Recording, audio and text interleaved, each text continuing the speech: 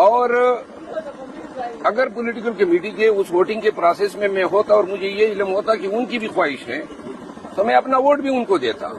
یہ تفریق، یہ عہدوں پہ ووٹنگ کرانا، یہ میرا خیال ہے کہ نفرتوں کو جنم دیتا ہے.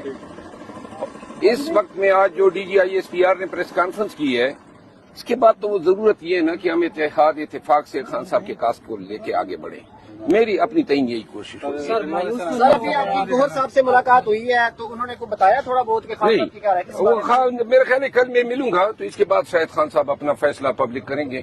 کیا وجہ آج آپ کو کیوں نہیں ملنے دیا گیا، کیوں نام آپ کا؟ میرا خیال ہے خان صاحب مجھ سے اگر کوئی بات کرنا چاہتے تھے تو ان سب کے سامنے نہیں کرنا چاہتے تھے، کیونکہ وہ آج کی ملاقات ایسی ہوتی ہے کہ جس میں تمام سنتے ہیں، اور کل کی ملاقات چونکہ عدالت میں ہوتی ہے تو وہ علیحدگی میں بات ہو سکتی ہے. مروت صاحب آپ کا جو خاصا ہے وہ جلسے ہیں، کراؤڈ پولر ہیں، آپ لوگ آپ سے بہت محبت کرتے ہیں، تو جب آپ پی ایس سی کے چیئرمین فرض کرنے بن بھی جاتے ہیں تو میرے خیال سے بڑی بھاری ذمہ داری اور ادھر سے آپ کا کٹ آف ہو جائے گا، کیا کہتے ہیں؟ نہیں کٹ آف، دیکھیں پی ایس سی کے چیئرمین کے لیے یہ میری کوئی نہ درخواست تھی، نہ خان صاحب کو کوئی خواہش کی تھی.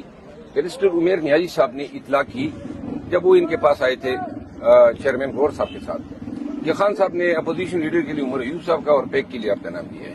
اس کے بعد یہ جو کھینچاتھانی شروع ہوئی، اس سے مجھے تکلیف ہوتی تھی کہ بھائی اس سے ڈس رسپیکٹ فیل ہوتی ہے، کیونکہ پارٹی میں ایک دوسرے کو ہم نے مضبوط کرنا ہے، استحکام دینا ہے، رسپیکٹ اور ریگارڈ کرنی ہے.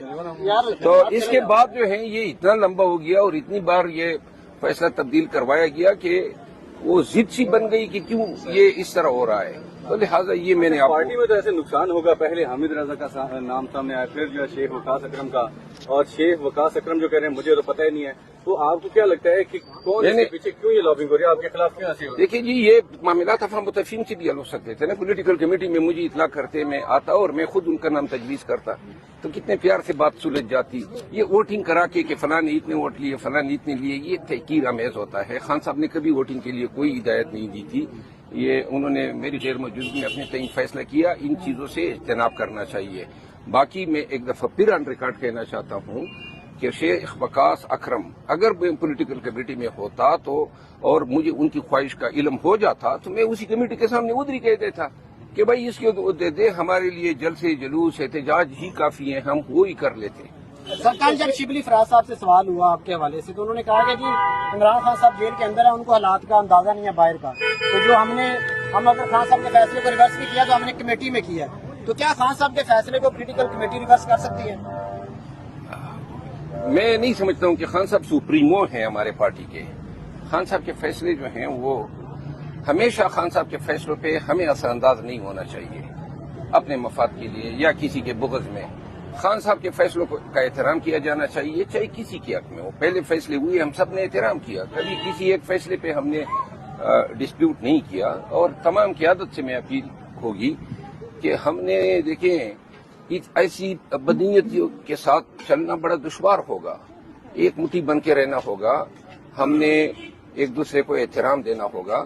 اس طریقے سے معاملات چلانا، ڈویژن کرنا، لیگ پولنگ کرنا، یہ میرے خیال میں پارٹی کے مفاد میں نہیں. سر کاشف عباسی صاحب کے ساتھ شیخ وقاص اکرم نے گفتگو کرتے ہوئے کہا کہ آپ کے بارے میں بڑے اچھے کلمات کہے. انہوں نے کہا کہ آپ میرے بڑے بھائی ہیں مروت صاحب، اور ساتھ میں انہوں نے یہ بھی کہا کہ مجھے تو پتہ ہی نہیں ہے کہ مجھے پبلک اکاؤنٹس کمیٹی کا جو چیئرمین ہے نامزد کیا ہے، وہ تو لالمی کا اظہار کر رہے ہیں.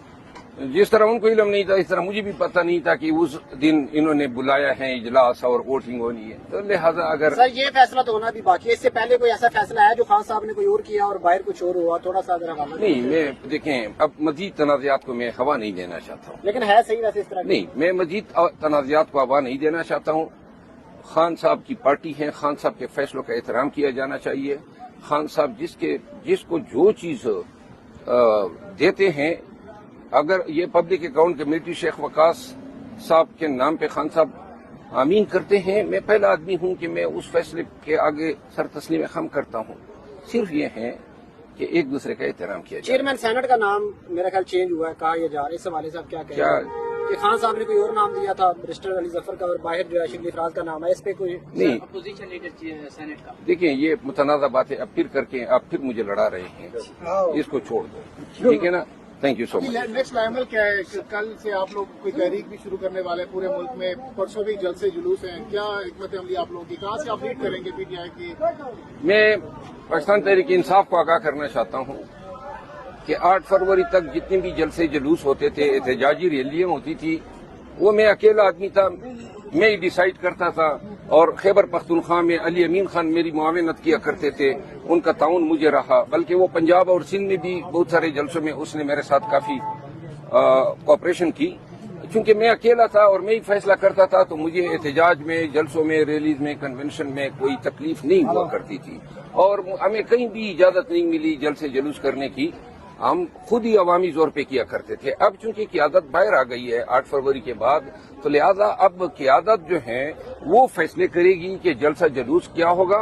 मुझे अगर किसी ने फराइज देने हैं तो मैं लब्बैक कहूंगा, और मेरी कोशिश ये होगी कि मैं अपने फराइज जो हैं वो खान साहब से गाइडलाइन दूं कि खान साहब मेरे लिए एहतजाज में क्या रोल तजवीज करते हैं, और मैं उसी रोल को अमीन कहूंगा। बसूरत दीगर एहतजाज की जिम्मेदारी जो है अब खान ने जो है हवाले की है पार्टी की क़यादत को, तो लिहाजा वो जो गाइडलाइन देंगे मैं उनके पीछे बिल्कुल हर जगह पे लब्बैक कहूंगा। शुक्रिया।